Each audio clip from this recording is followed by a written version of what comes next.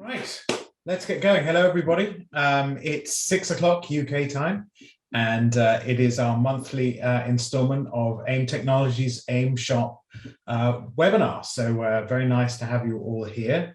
My name is James Colborn. I'm a partner with AIM. I do a lot of tutorials online to be able to help people with using race telemetry, especially products from AIM. And so they've asked me to do these webinars, and I'm delighted to do so. And so today makes up part of a series of webinars we've been doing, talking about the newly released Race Studio 3 analysis software. Many of us have been using AIM devices for quite some time. I'm sure many of us have used Race Studio 2 analysis, which is the separate program that used to come with your ability to download data for many years. But most recently, the product called Race Studio Analysis 3 went into production, and the last two webinars, and we're continuing today, have talked about using that particular software as a continual substitute for the older production. Now, what I would ask today is that if you are on the call, please put yourself on mute. That just avoids any potential interruptions we may have from somebody with an unexpected phone call, or somebody brings them a cup of tea or something like that. I think in the pandemic, we've all experienced something that's happened that we didn't anticipate. Typically where I live, it's somebody building something on their house, which creates a lot of background noise. The other thing I'll also say is that we have representatives here today from all different aspects of AIM. We have not only folks from AIM Technologies, AIM Shop here in the UK, but we also have Emiliano from AIM in Italy, who built the software. And so I'm going to ask him later on maybe to talk a few words on some of the features that have been created.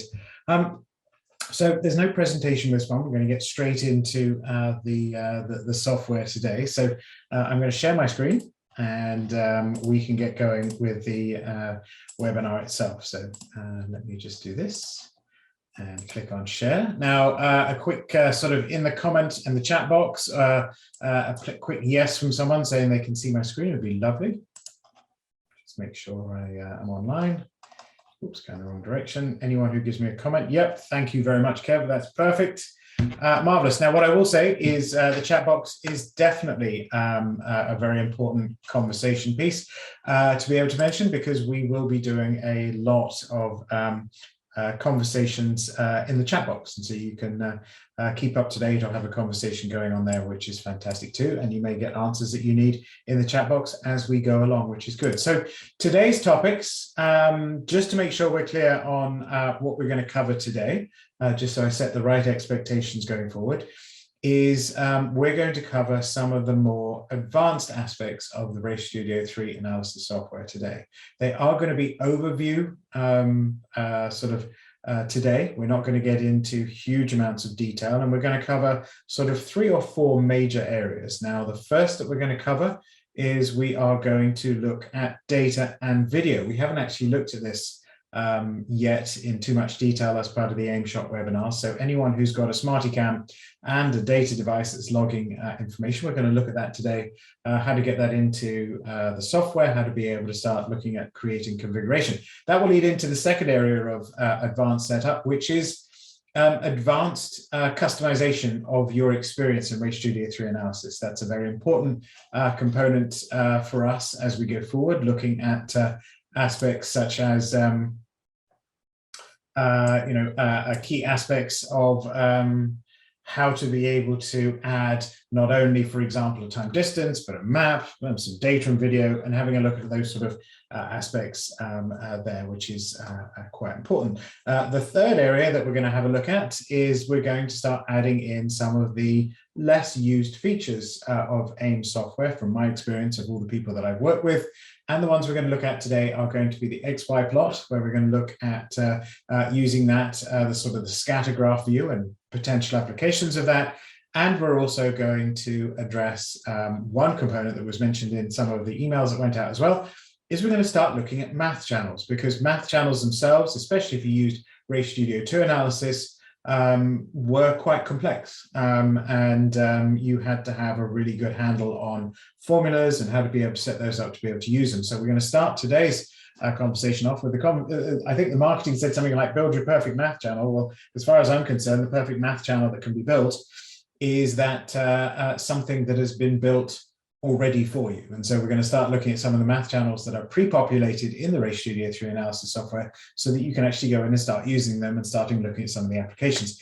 In later webinars that we will do, we'll probably do a full webinar on math channels. But in relation to where we are now, we're continuing to do an overview of the transition to this new software. So where I am right now is I'm in the RayStudio 3 software. We should all be comfortable with this. It's something that we use every day to download our data. For the most part, unless you're using an older device, where we've talked about importing some of those files into the RayStudio 3 analysis, this is the software that we use every day. Now, what I will say is that continually look at this little blue arrow that's up here to make sure that you are downloading the latest version of the software. The RayStudio 3 and the RayStudio analysis is being updated on a regular basis. I think there's been 2 updates in the best part of the last week.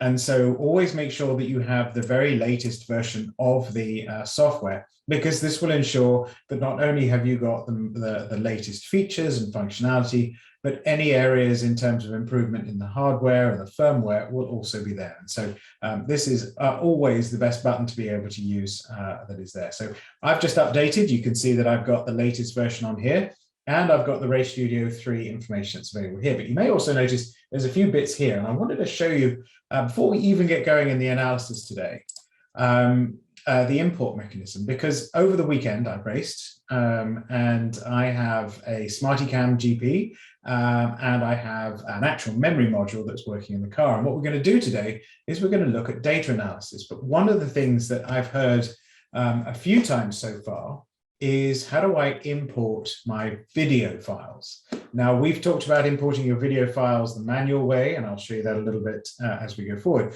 But one of the biggest areas that RayStudio 3 can do is it can actually import your data from the SmartyCam by taking the chip out, which is what I've done here. And if you click on it, just like if you were downloading data, these are now video files, SmartyCam files that are coming from the actual SmartyCam itself that you can import. So if I wanted, for example, to bring in this file here, these 13 laps, I'm going to pick that one because it's probably the most amount of data to work with.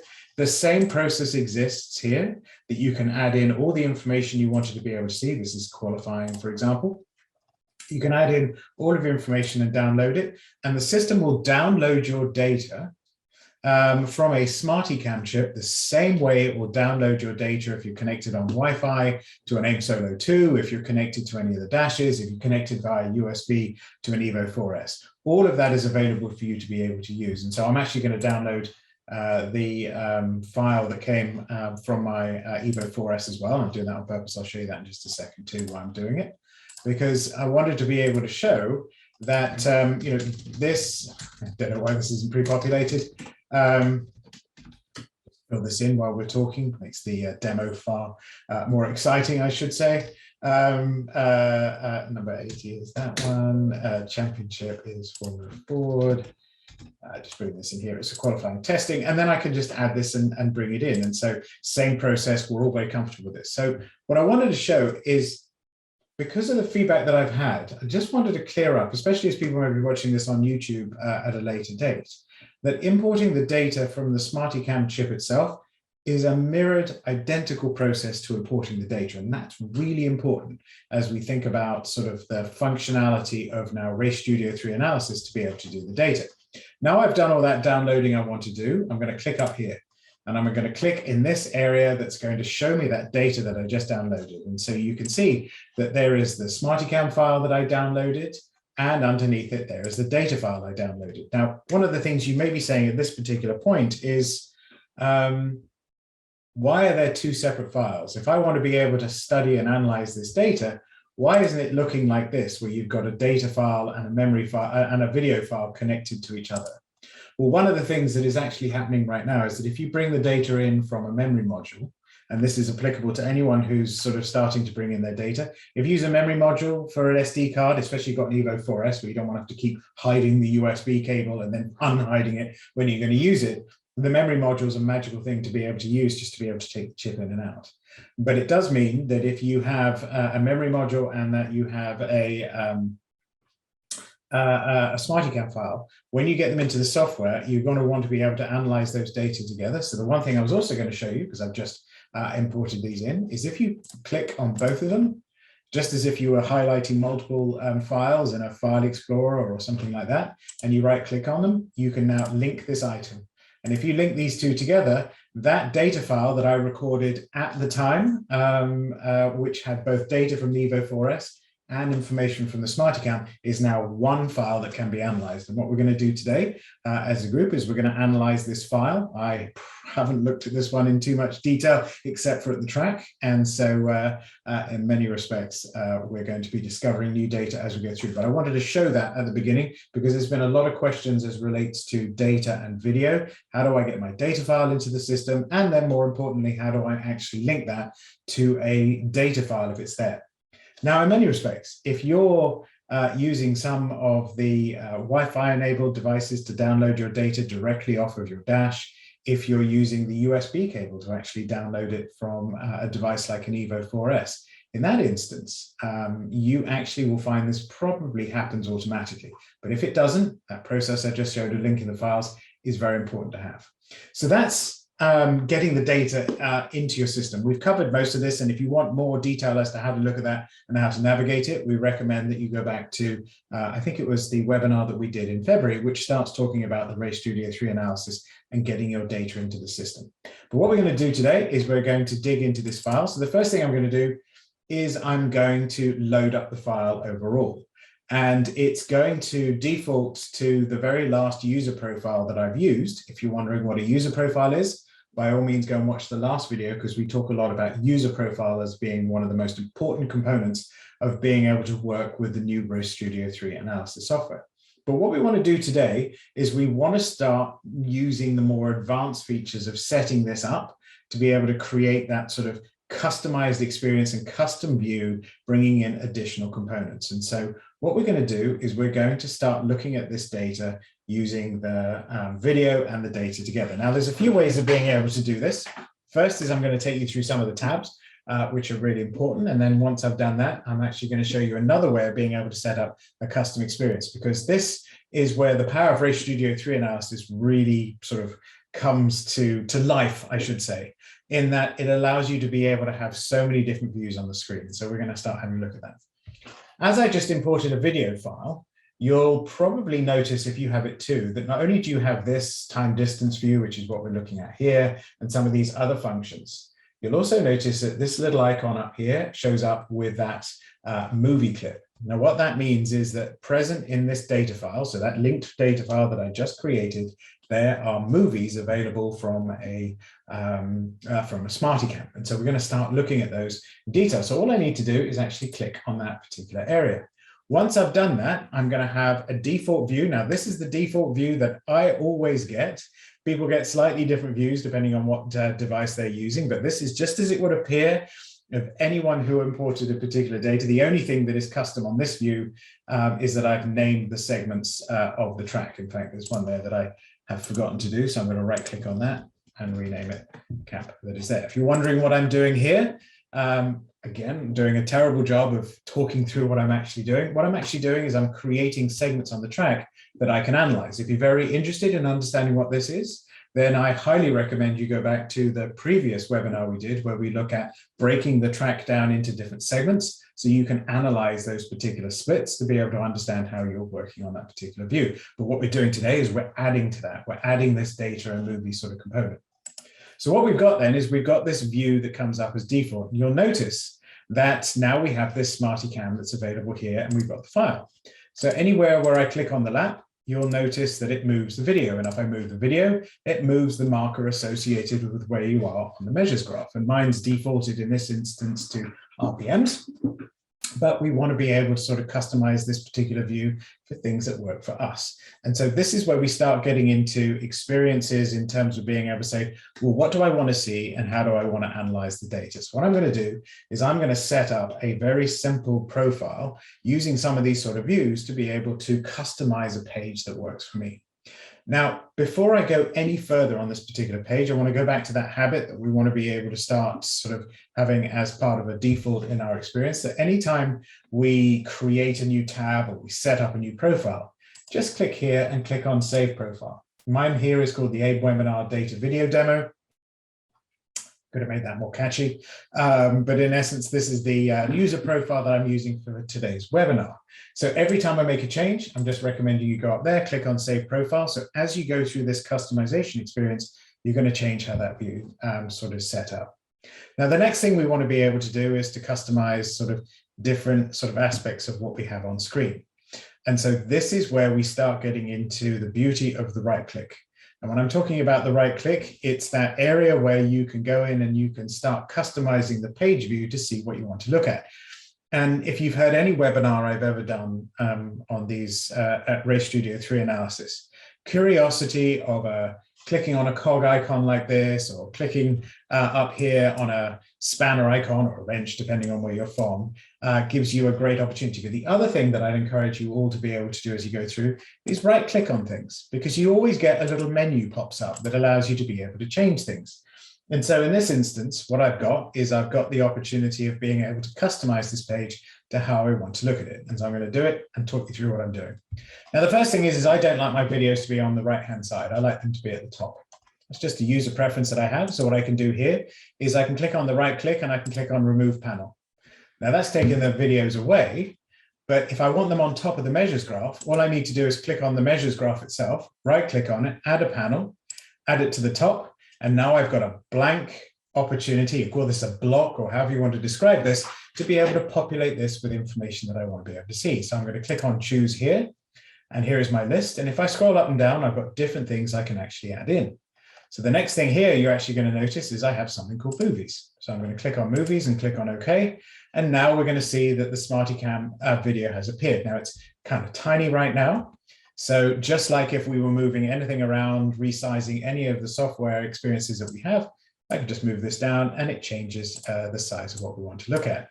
Now, for me personally, this storyboard is something that some people use to be able to quickly reference laps and other people don't use it. I'm one of those that doesn't use it. So I'm going to right click here and I'm going to click on Remove Panel. That gives me more real estate down here. So now I'm starting to customize the experience for how I want to be able to see this particular page. Now what I can do, make sure that I'm still doing the same thing I always want to do. I'm going to click up there and click on Save Profile. And the next thing I'm going to do is I'm going to customize the experience that I have in relation to the time distance. So right now it's got RPMs on there, but I want to be able to bring in, let's say, GPS speed. If I click on that, anyone who's familiar with this is knowing now that if you select a channel, it'll go from sort of not bold to bold and moves from the right to the left-hand side of the list. I'm going to bring in throttle, which is there. I'm going to bring in brake. I'm just going to bring in these quick reference points. And so I'm going to use the front brake pressure, which is there. So now I've got this arguably sort of ugly view of the data. This is just the view, which is the overlaid view of all the different channels that I want to review are in this instance in the mode, which is called overlapped. And so you can see the files overlapped on each other. But if you go back to any of the webinars we've done working on how to customize your time distance, it applies in this scenario. And I can just click here, which allows me to either click there, which is mixed, and I can choose the order that I want them to appear in, or I can click on this one where they will tile them for me on top of each other. So now all of a sudden, I've got different views of the data, which allow me to study what's happening. What I'm actually going to do is I'm going to go to mixed, and I'm going to have GPS speed as 1, RPM as 2, throttle as 3, and then brake as 4. So now GPS speed, RPMs, throttle, and brake. So that's the view I want, which is great. Now I can click up here and click on Save Profile. So now I've got this view, which is permanently set up for me. I actually might want this map to be a bit bigger, so I can scroll this one here, shrink this one down a little bit here. This gives me a view of where I am on track. And then I've now got this view saved, which gives me my personal view of what I like to see. Then what I can do is I can go in and select some laps. So let's do a little bit of analysis just to be able to show this power of data and video together. So this is a 12:4. So let's go and pick something which is a little bit slower. So let's do this 16:5. And so now you can see that there is a significant difference in terms of the laps. And you can see sort of analysis information using this. What I'm doing right here, just in case you're interested, is that if I double click where the hand is here, it will resize the scale so you get a better view of that information. And so this now allows me to be able to see, well, what happened here at this particular corner that was so different on one lap to the other in relation to performance coming through there. And I think we can already start to see that there is another car that's here. Now, this is my teammate, actually, so I shouldn't say anything too disparaging about the lap that I had here with my teammate. But you can start seeing what's happening in relation to, at that particular point, which is here on the track, which is in this instance, you can see if anyone knows Castle Combe who's on the call, knows that this particular juncture here is the S's, and you're exiting the S's. You can now see what the driver was doing in relation to speed, driver inputs, what the RPMs were on the car, but we're missing something. In my view, we're missing something which is really important analysis, which is a time distance view. Now, I love the time distance view because it tells me why, it tells me where to look in relation to where speed is gained and lost on track. So to be able to add that into this particular component, this is where we start again, continue to customize experience. We need to add more to this particular profile. So just as a matter of default, I'm going to click Save Profile. Now I'm going to click up here on this little spanner or gear icon or wrench or whatever you want to be able to call it. I'm going to go over to the time distance. Now you may be wondering, well, what do these represent? Well, if you click on here, each one of these little tabs represents one of these different blocks or boxes that you have set up. I think Emiliano may have actually had a name for these, which he may want to type in the chat box, but each one of these little blocks or setups represents a different type of view you're looking at. So this time distance represents the time distance here. This movies represents the movie setup here. This track map similarly sets up the track map that's here. So on the time distance, which is here, I want to be able to look at the time comparison, which allows me to do some analysis. So if I scroll down, I've got all these options, but you'll probably notice it's the top one that is there. I can click on that. And now we've got this area where time on one lap versus the other is being gained or lost. If I don't like how this view is and I want to be able to see a different lap in relation to comparison, I can make sure if I go into the time distance, oh, sorry, big pardon, if I go in here, I can change what's represented as the reference lap. And so here, for example, if 112.4 versus a 116, if I click here, I can make sure that's set as a reference lap, and it gives me the ability to see as I go down the lap, where do I significantly start losing time? So here, for example, there's a big delta.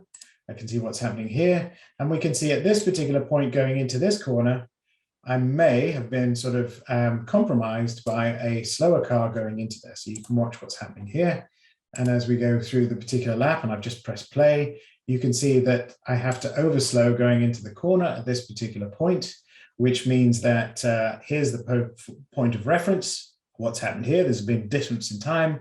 I can look up here and I'm going much slower. I can see I'm going much slower because you can see that I've been able to sort of apply the brake a lot harder on the blue lap that's overslowed the car. Now, while it's allowed me to get on the accelerator sooner, at this particular point, I'm driving at nearly 20 miles an hour slower into that particular point. And so that's why I've been that delta in lap time. So now all of a sudden, I can see where it's happened on track. I can see what's happened. I can see additional information as to why it's happening. And this is some of the most sort of advantageous parts of being able to have a look at some of the details that have been brought out by SmartyCam. Now, what I can also do is I can click the Save the Profile, and I can say, okay, that's the view that I want to be able to save. And so far, we've looked at bringing your data into the system. We've looked at being able to set up a profile to be able to view it. But I'm not done yet. I'm kind of one of those data hungry people that wants to be able to see even more. So I'm going to add to this, and I'm going to add something which doesn't get used very often, but is something that I want to be able to see, which is potentially an XY plot of GPS data. I want to be able to see consistency in terms of longitudinal acceleration and latitudinal acceleration. I want that to be plotted on a graph so I can see things like consistency, and I can see if there's a nice smooth transition that's coming out of the corner. So what I'm going to do, as we've all sort of started to look at, is I'm going to add to this user profile. And so I have two options here. I can either add another tab that's up here, and add in the scatter plot, which if I click here, for example, it will give me a scatter plot that I can actually see. This is the default view you're going to see if you add it as a page. But I don't actually want to use it there. I actually want to use it in my datas and movies area that is here. So what I can do is I can right click here. I can click add panel. I'm going to click to the right and a new block has appeared, a new opportunity to be able to add more data into this particular view to be able to give me more insight and intelligence into what's happening at any particular point of analysis. Now, one of the things that you may be thinking at this point is like, whoa, where do you ever stop? When's the end to the point where you get to analysis paralysis and you aren't necessarily getting the information you need? And that's going to be a very important aspect of that is going to be really up to you and your user preference as to what you want to be able to look at. In some instances, you may just want the simplicity of a quick view of a time distance to be able to see bang, bang, bang, this is the information I need, and I can move on. Other times, there may be more time or curiosity to see more. And this is where I would suggest, and this is something that I've done in webinars with both AIM Technologies and AIM Shop. I've also worked with folks at AIM Sports in the US, and there's some information on my YouTube channel as well that talks about why do you look at the data? And it sounds like the craziest thing to say, why do you look at data? But there are a lot of people who look at it and expect that the moment that they load a file, it's going to scream at them. That's exactly where you're going to find that 2-second delta that you're losing to your competition right there. And it's going to show you exactly what you need to focus on. And we all know from the reality is that when we're at the track, we download the data and we look at it and we go, wait, what am I looking at? And so the beauty of these user profiles and setting this up is it allows us to be able to get more detail about analyzing the performance and what we want to see. And so in this instance, this is an ability for us to be able to look at data and time distance and map at the same time, but we want to be able to add a little bit more. And in my instance, I'm a bit of a data junkie, so I don't think the sky's the limit for me. I always want to add more. So I've right-clicked in here and I've got this empty box that is here. Now I can resize this as much as I want to. I can either do it before or after I add this particular data that is here, and I'm going to click on choose. And this is going to give me the option of being able to add something else that's here. Now I could add another time distance if I wanted to. I could add a split times report. I could add split details that are there. So many things that I can add in here to be able to make this graph, this view a little bit different. But we're going to add in the scatter graph. And I'm going to click on OK there. And right now, this is looking particularly sort of detailed in terms of everything that is here. But what it's doing right now is it's saying, OK, I'm going to use the same channels you've selected here, not only in your time distance graph, but I'm also going to use them in the scatter plot. And this, again, remember, we're doing an advanced sort of session today, or a little bit more advanced, I should say, into Ray Studio 3 analysis. So we need to tell the software that we're going to use different channels for this scatter graph than we are going to use different channels down here. Otherwise, anything we add here will get added here as a matter of default. So we want to change that in terms of what it is. So again, curiosity is never a bad thing. I'm going to click up here on Save Profile. And what I'm going to do is I'm going to click up here on this gear icon. And again, remember, each one of these tabs represents one of these little boxes. And you'll notice an additional one has been added to this list of available tabs or boxes or blocks that is in here. And that's the scatter graph. So I click here, you'll notice that I get a series of new options that are available with the scatter plot. Now, if I scroll down, you're going to find that there's different ways of seeing that data, and there's so many we can add. And we'll talk about this as we look at the scatter plot going forward. But the most important one I want to be able to talk about here is this one, which is choose which channels to display. Right now, use the channels common with other panels, which basically means channels in here show up in here, which we don't want. We want something different here. So if I click on this and click on allow different channels to be in the panel and click on OK, it's going to go blank. It's going to go empty. And the beauty of this now is it allows us to be able to populate this with some information associated with additional views that we want to have. And I'm just going to use, basically, I'm going to use a view of GPS data in a scattered plot to be able to show you that. So how do I get data into this? Well, I've got the opportunity of being able to select the channel for the x-axis with the instructions that are being told to me. But at the same time, I want to be able to determine y and x. Or is it x, y? I don't remember. bit of inner monologue there, like, what a terrible presenter, still trying to figure out what X and Y plot is. And in this instance, we're going to go back to the channels graph view here. We're going to turn off this search box, which is going to present us with all of our information that is here. And now what we're going to be able to do is we're going to be able to assign some of these channels to the scatter plot, but it's not quite as obvious as it seems. I want to be able to add in GPS data. I want to be able to see GPS longitudinal, so forwards and backwards, and I want to see GPS latitudinal information, which is left and right. Yep, in terms of where it is. And so to be able to do that, we need to be able to add it to the particular component. Right now, these are selected, which are being used here, but we want to be able to find something else. So if I click on GPS, that'll just narrow down the view. And I can see in here that these are the two views I want. I want lateral acceleration and longitudinal acceleration. So what I can do is that now I have the opportunity of being able to assign which graph these go into. If I click here on lateral, it's going to appear here, but we don't want that. And so I'm going to turn that off again because I want to assign it somewhere else. So what I'm going to do is I'm going to right click on it and I'm going to say use in whichever one of these we want to be able to do. So I could use it in the track map as a channel to be able to color it. I could use it in the x-axis for the scatter plot, or I can just click on show in scatter. So now we have GPS lateral acceleration, and that's being mapped by speed, but we don't want that. We want to actually see a different view. So if you remember earlier, I had an option of being able to say right click on it to set the x-axis. So I'm actually going to swap these around, beg your pardon, to all of you who are here. I'm going to hide in the scatter, and I'm actually going to open this one up here. And I'm going to turn that off there. I'm going to click on this one, right click, showing the scatter plot that is here. You notice that it's here, and so that's longitudinal, forwards and backwards. I'm just going to right click on this one, choose the x-axis, and we want lateral. So I'm going to type in here, GPS. We click on lateral acceleration, which is here, and I'm going to click on OK. Now we're starting to see the plot that allows us to be able to start looking at the overview. And this is a lovely view that a lot of people use to be able to identify, how the driver is performing at different points on the track. And so we can see that these are all reference points for the laps that have been taken, and we can get an idea in terms of smoothness in relation to how smooth these lines are coming in and out of that particular area that is here. So it's just a nice view of being able to look at, how the driver is doing in relation to acceleration and deceleration, and then left and right. And so it's a nice view that I have. This is a view that a lot of people love to be able to use. So I'm just going to click up here, and I'm going to click on Save Profile.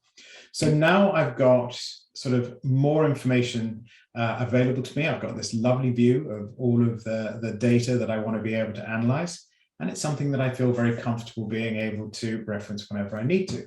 And so now what I've done is I've clicked up here and I've said, save the profile. If I wanted to change it to something else, I click Save Profile As and add something different. But this is always going to be available to me to now be able to analyze the video data that I have. And so what I can do is I can go in and change, for example, the laps that I want to compare. This one's quite a significant lap to be able to look at. But if I selected, for example, right now it's highlighted, which is a 12.4, which was my best lap. And these are actually pretty good. Look how consistent that is. I feel pretty proud about the fact that that's quite clustered together nicely, which is nice in terms of that sort of respect. But there are other things I want to have a look at. So I'm going to sort of scroll up and down, and I'm going to find a different type of, here's a 12 as well, which we can put that one in there. So we can see now that we have some additional sort of view. We actually do have, if I go into the channels, we have the longitudinal that is showing up in the measures graph. So I just want to switch that one off there. Which I can do here, actually, big part.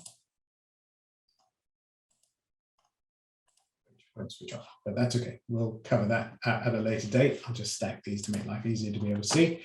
And we can see that there are some significant deltas. But now when we're starting to look at video, we can start looking at some aspects such as accuracy of line. One of the things we mentioned earlier when we looked at data and video was we were looking at it in relation to huge glaring changes that were happening in terms of performance. And there was something in the way of the lap, or I was in the way.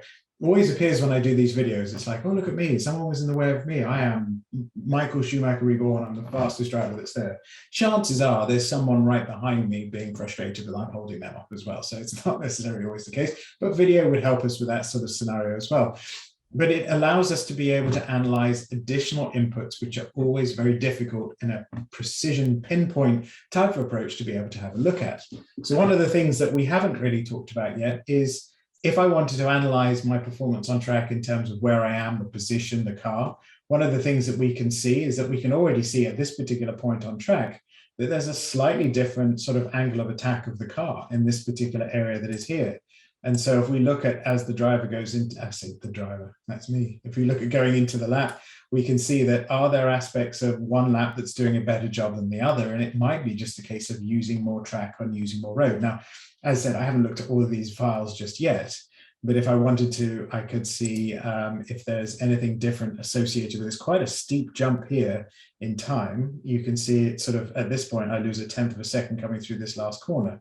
Now, one of the things that you may be noticing on here, and this is why I wanted to show this particular video file today, is that when we were qualifying last Saturday, and anyone who's seen one of my webinars before generally tends to hear that I have like a laundry list of excuses as to why something hasn't performed as well as it should do. But video will corroborate the excuse. It's the best thing ever to be able to justify why something hasn't gone as it needed to. It can also work on the adverse side, so there was nothing wrong, it was all you. Is that if I were to double click here on camp, which is the corner, and we were to zoom in at different spots on the track in terms of what's happening with throttle position, which you can see in different areas here, you can notice that there's a big jump here, but it might be associated with line because this is all water that is here. And if I press the play button, you can see there's another patch of water that is there as well. And so the variance in line in terms of not being able to take the accurate line, and we can see that here. If I zoomed in down here, I can see there's another aspect of line from from a map point of view, on a GPS map overview.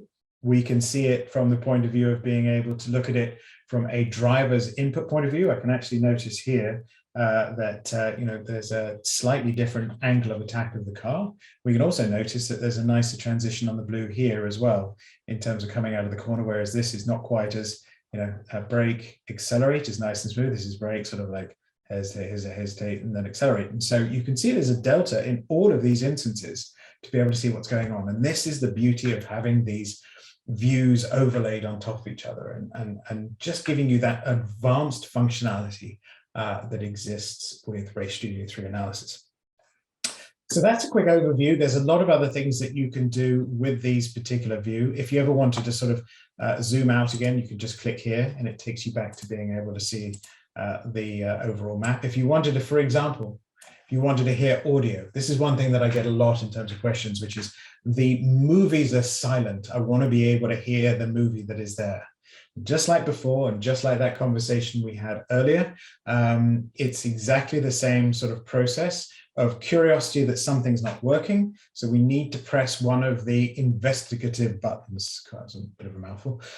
One of the buttons that allows us to go deeper into the analysis. In this instance, it's up here again, looking at the setting.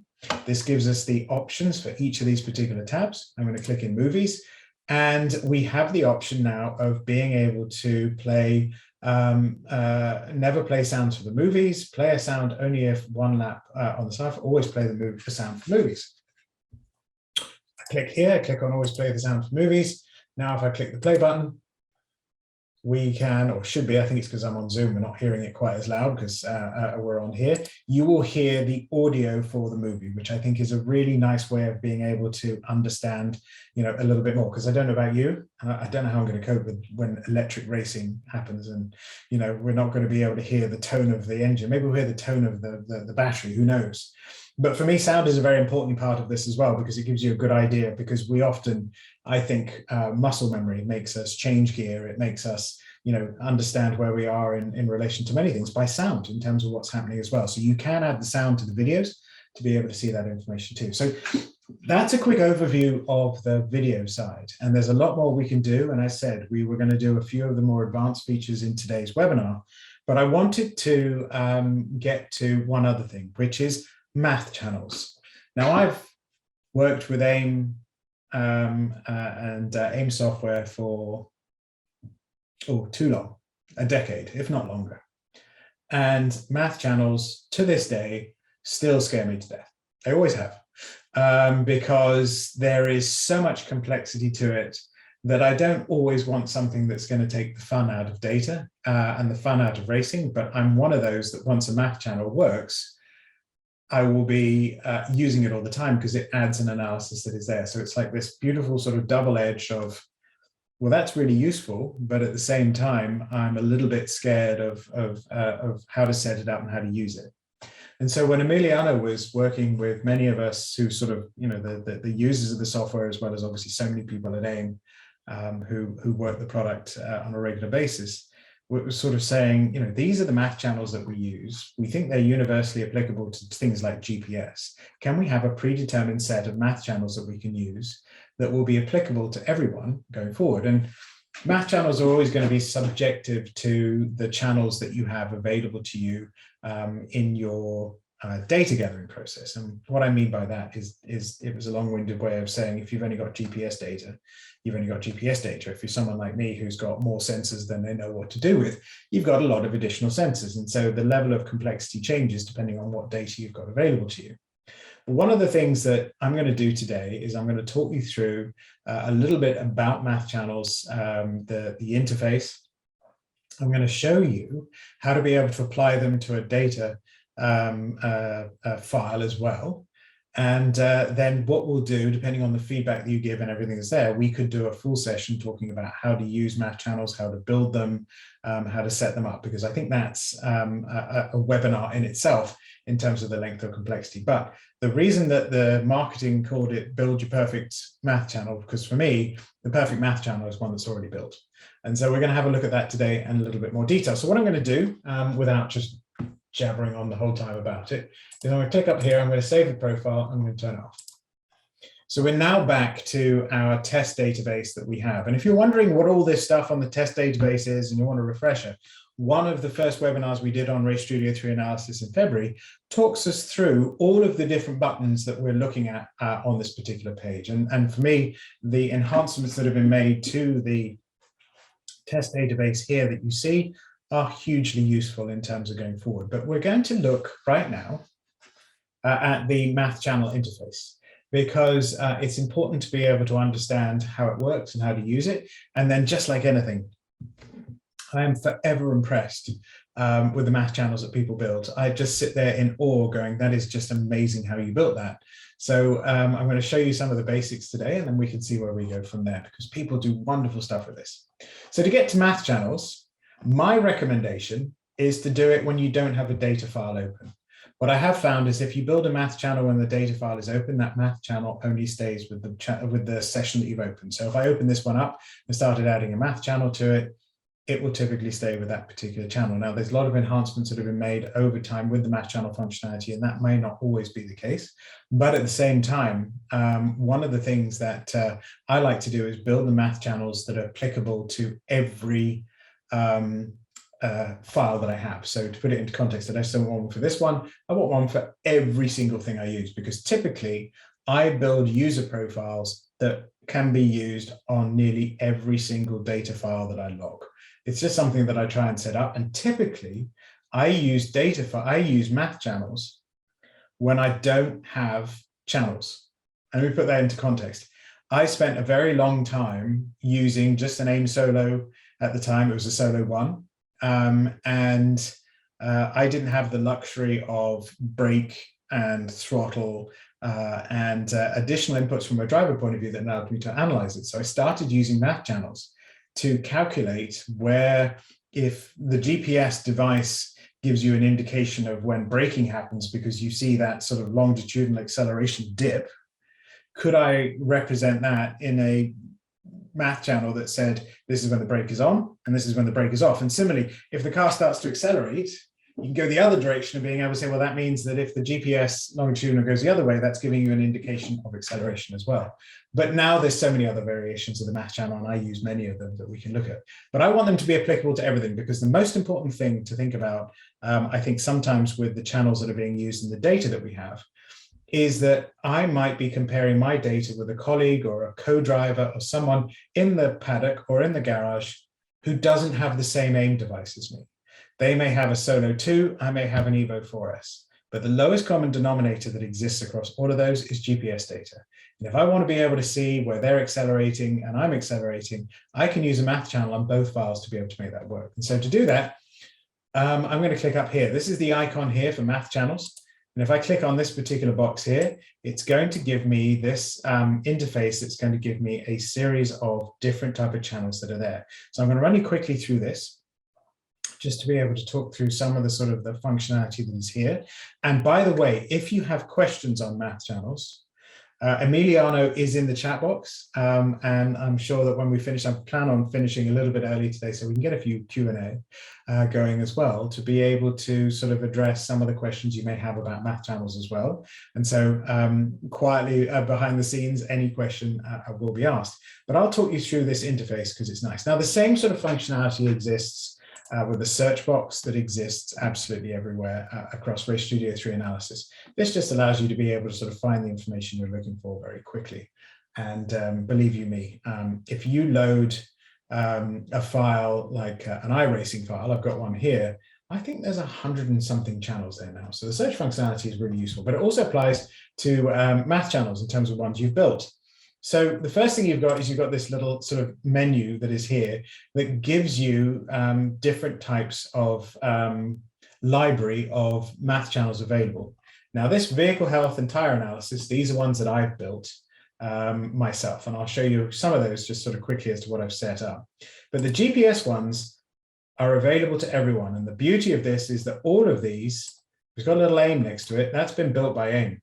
That means that because GPS signals are lowest common denominator across the board, everyone will be able to access these. And they're sort of listed in many respects in terms of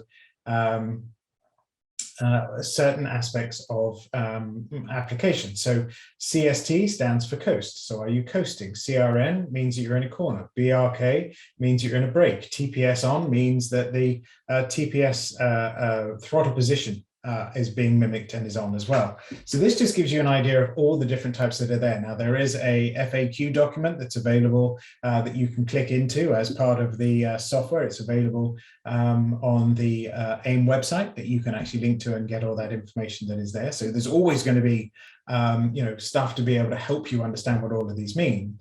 But brake on and throttle on are very nice ones to have a look at. So we're going to have a look at a little bit more information as to what's used. You're going to have a comment. Here you can see that probably Emiliano has written this. It says outputs of the ABS of the value of the sum of lateral acceleration and longitudinal acceleration. And so basically it's saying that we've determined information and this is what's been written. The next is the formula that's root, so the square root of inline acceleration times inline acceleration plus lateral acceleration gives you the formula that is there. You can see the channels that have been used. So the channels could be, in this instance, inline and lateral acceleration. And you can see that if there are any session errors or anything that's set up in terms of warning. And if I click on any of these, you can see that this changes based upon what's going on. So you can see that if the TPS is on, this is just a representation, which is the GPS longitudinal acceleration. So remember, longitudinal acceleration, forwards, backwards, measured in G-force is GT, which is greater than 0.05. So if the G-force is greater than 0.05 positive in a longitudinal acceleration from a G-force point of view, that is a representation that says that this car is not coasting, this car is not not necessarily being pushed, which would be odd, but this car is under its own power and it's accelerating. And so that's the channel that's set up. Similarly, if I went up here and I went to brake on, we can see that it's the same thing, but it's the complete opposite in many respects. So in this instance, it is GPS longitudinal acceleration measured in G-force is LT or less than minus 0.05. So minus is deceleration. So if the car is decelerating more than 0.15 of a G-force, it means that the car is being slowed down. There is some form of braking being applied at this particular point, which we hope is the use of brakes. I hit the tire wall a little bit, just a little bit, on Saturday last week or Sunday. and hurt my thumb, actually, because it was through the steering wheel and yanked the steering wheel. But anyway, I'm sure everyone watching this in 5 years from now will really care about my thumb. But in many respects, this just gives you an idea in terms of an indication of what a math channel looks like. And so this is an important aspect in terms of understanding, all the details, and they'll always be logged and stored. As you build new ones, you'll get the opportunity of being able to create your own folders and your own sort of area. So if I look to my vehicle health one here and I scroll down, these are ones that I've built, and these represent indications of warnings that I have set up to be able to help me measure the vehicle health. And so in this one, and I'm going to show you what these look like in just a second, but this is if the RPMs is greater than 7,000 RPM, then if this condition is met, put a 1, which means it's on, and if it's not met, leave it at 0, which means that I've put that in a channels report by every single lap that we have.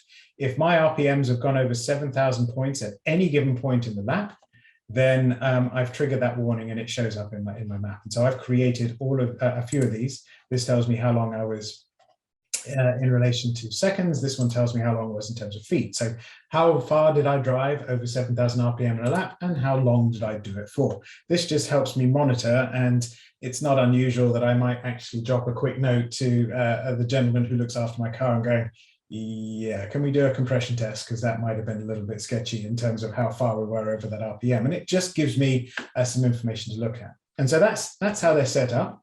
If you want to build one, you just click on here, and then you get this lovely box, and you can put in information. So if we were going to, for example, mimic that one I just created in terms of RPM, I can say RPM error that is there. I can tell the frequency, how often this needs to be logged.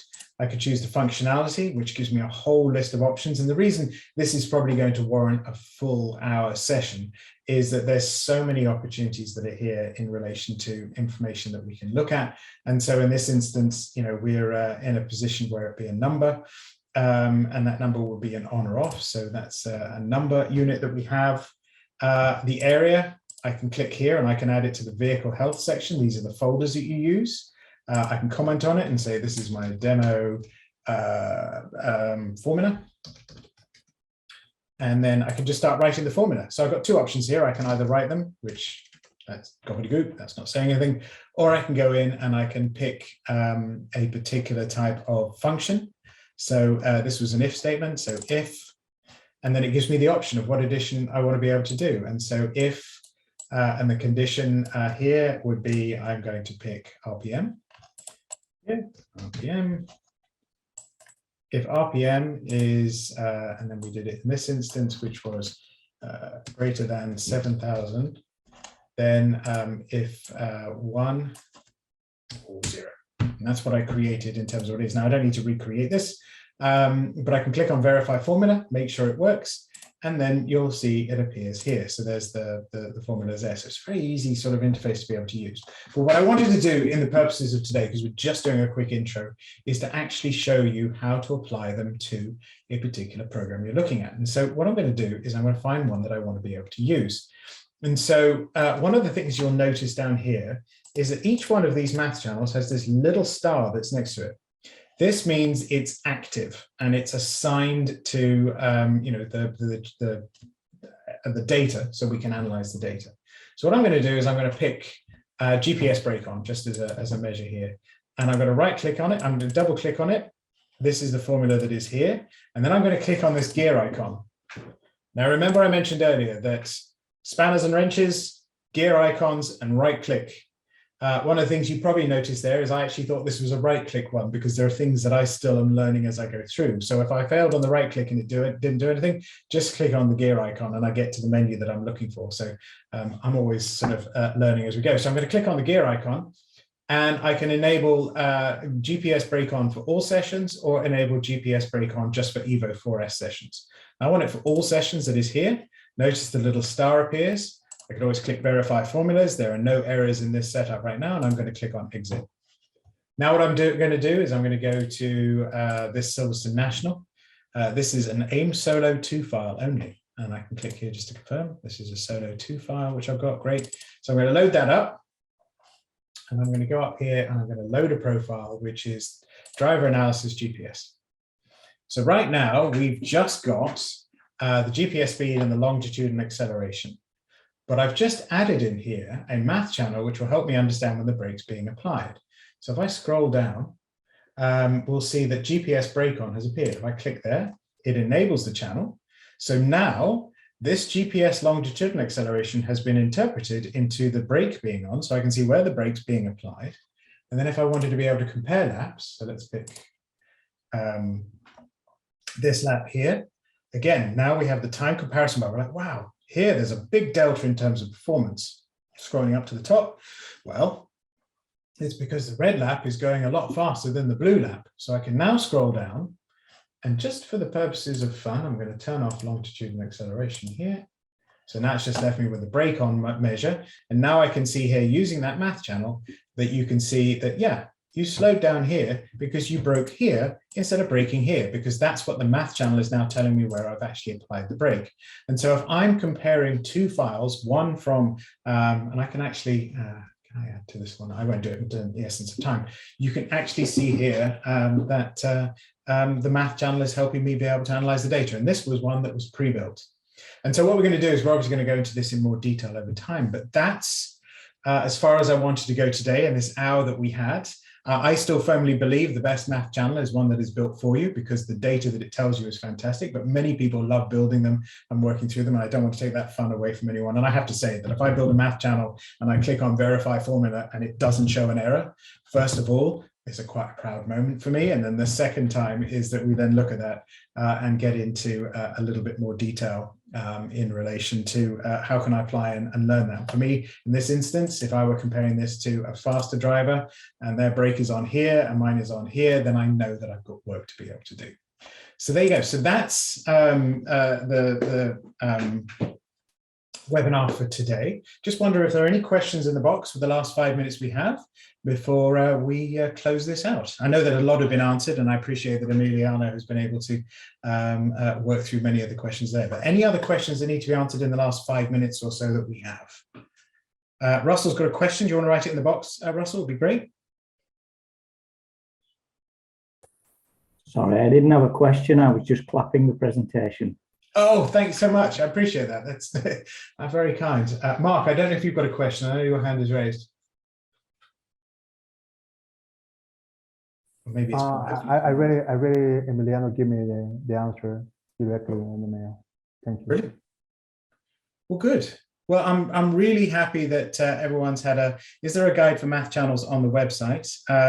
I do believe that we've got an FAQ on the website that is there, which you can go in and download, and every channel has been, or every functionality that has been there. There's also, I will say, a lot of wonderful webinars that are available across AIM globally that can help you out with that as well. So if you can't find it on AIM Shop and you see my happy face, then just going over to the AIM Sports channel as well. They have some great stuff on there too. So you will find some good stuff. And what we'll do is we'll go into a lot more information on these math channels. I know I talked about them quickly, but I want to keep demonstrating the functionality of Race Studio 3 analysis before we get into more of the specifics. And so next time around, we'll dig deep. So if you want more on math channels, and I might actually have to bring in an expert to be able to do it with me, just so that I don't have too many verify formula errors, then we'll happily do that. Down for a deep dive on math channels. Lovely. Thanks, Sam. Informative. Brilliant. All right, lovely. So we're at time. I will say thank you to everyone for attending. James, who's from AIM, has probably already listed if you have any questions from AIM in the chat box. If you need to reach out to me, I'll just put it in here quickly before we go. But feel free to drop me an email. I'll happily send any thoughts or anything I have on that. And we'll keep going. And also feel free to write to the folks at AIM or respond to any of these webinars that we've done, just letting us know what other topics to do. But with that, I'm going to finish the webinar. So thanks to all of you for attending today, and I'll talk to you all again, I'm sure, in a month from now.